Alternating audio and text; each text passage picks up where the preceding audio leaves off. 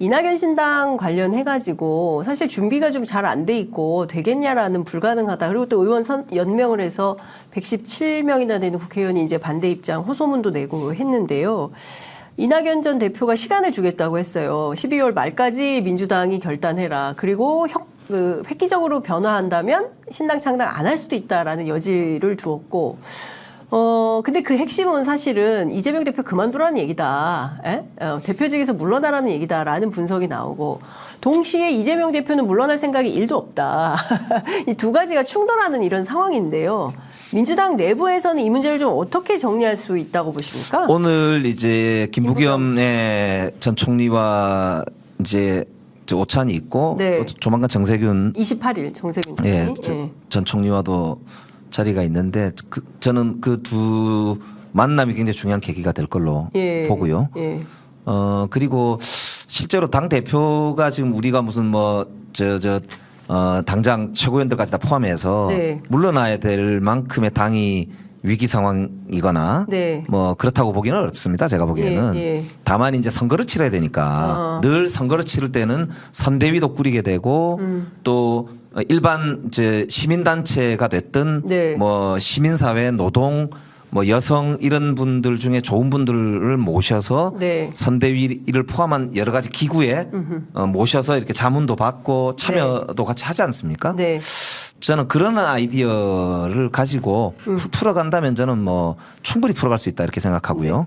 그리고 이낙연 대표께서 글쎄요, 뭐 명시적으로 이재명 대표가 대표직에서 뭐 사표를 내고 그런 말씀은 뭐 물러나야만 된다 이런 꼭 그런 뜻은 아니시라고 보고 정치적인 이제 큰 틀에서의 정치적인 어떤 방향성에 대한 문제를 말씀하시는 거기 때문에 늘 정치는 벼랑 끝에 서서 또 새로운 진일보하는 거니까요. 저는 뭐 그렇게 뭐 비관적이지 않습니다. 방금 들어온 속보를 봤더니 김부겸 전 총리가 범민주 세력을 모두 아울러서 내년 총선 치러야 된다.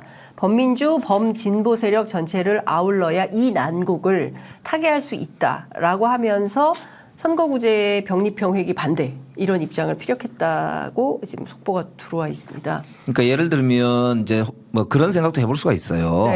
그러니까 실제 시민사회나 우리 정치 원로들께서 병립형으로 회귀하는 게 과거 회귀로 돼서 민주당이 가치 보다는 실리를 우선하는 그런 정당이 돼서는 안 된다. 이런 이제 말씀들을 하고 계시지 않습니까? 그런 차원에서 보자면은 아까 이제 정치의 방향성 제가 말씀드렸는데 뭐 예를 들어서 전직 총리들 이낙연 총리를 포함해서 이런 분들의 그런 이제 어찌 보면 고견 이런 걸 존중하면서 연동형을 유지하는 것으로 방침을 정하고 그런 방침하에서 이제 그렇게 되면 우리 민주당이 단독 과반하기가 어려워질 수도 있는 상황이 되지 않습니까?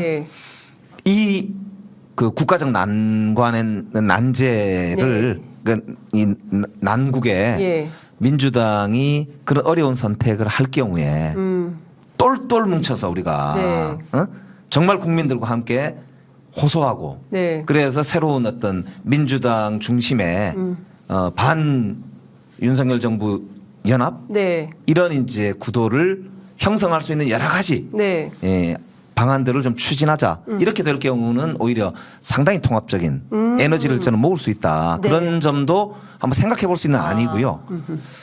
그래서 정치라는 게 명분인데 그 나라의 미래와 정치의 개혁을 위해서 우리 다소 불만들이 있더라도 함께 손잡고 범민주 세력들의 큰 우산을 만들자. 이런 뭐 저는 방향으로 우리가 힘을 모을 수 있다. 그런 취지인데요. 그래서 오늘 아까 김부겸 총리 만나는 게 저는 굉장히 사실 의미가 있는 자리가 될 것이다라고 말씀드렸던 이유도 이재명 대표도 다 생각하고 만나는 건 그럼요. 만날 때 그렇지 않습니까? 우리가 어떤 정치 행위를 할 때 예상치 못하고 하는 건 아니거든요. 준비를 많이 했을 거라고 보고요. 그래서 이후에 저는 아주 폭넓은 논의가 가능하지 않을까 그런 기대를 가지고 있습니다. 그러면 비단 통합비대위를 넘어서는 수준에서의 어떤 그 그러니까 사실 비대위 이런 거는 기구잖아요. 예. 그리고 뭐 누가 나가느냐 누가 들어오느냐 이런 건 순위 인사와 관련된 네. 인적인 요소들이잖아요. 물론 인적인 요소가 매우 중요합니다만 네. 실제로 아까 한동훈 장관의 등장과 마찬가지로 그 사람의 등장이나 사람의 퇴진 그 자체가 중요하다기보다는 가치, 네. 노선, 명분, 방향성 이게 저는 훨씬 더 중요하다. 네. 그런 점에서 보면은 뭐 이낙연 대표가 그 이제 어떤 결정을 하느냐 자체가 네. 왜 그러냐, 네. 무엇 때문에 그러냐가 저는 우리가 이제 가장 더 오히려 더 중요하다는 점 그런 점에서 보면 지금 이제 아까 말씀드린 대로 저는 우리가 그냥 단순히 무조건 모여서 무조건 뭉치자 이거가 아닌 네. 새로운 가치 노선 우리 대한민국의 혁신의 미래 방향 이런 거를 결정할 수 있다면 참 좋겠고요. 그런 점에서는 저도 아까 김부겸 저 총리의 저런 제안이 상당히 의미심장하다 이렇게 생각합니다. 알겠습니다. 좀 그건 지켜보도록 하고요. 디올백 사건 있지 않습니까? 네. 이 디올백 사건 관련해서 일단 오늘 한동훈 장관은 뭐 이것 자체에 대해서 뭐라고 얘기했냐면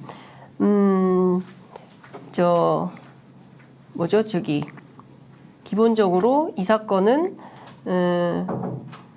디올백 사건 자체에 대해서 몰카 범죄라는 어떤 몰카로 취재한 것 자체를 좀 수사해야 된다라는 입장을 밝혔어요. 전형적인 정치 검찰의 발언입니다. 네. 왜냐하면 네.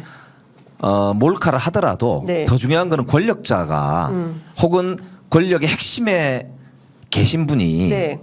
누가 보더라도 뇌물성 혹은 아니면 받아서는 안 되는 거를 이제 받았다는 게 그게 사실이라면 네.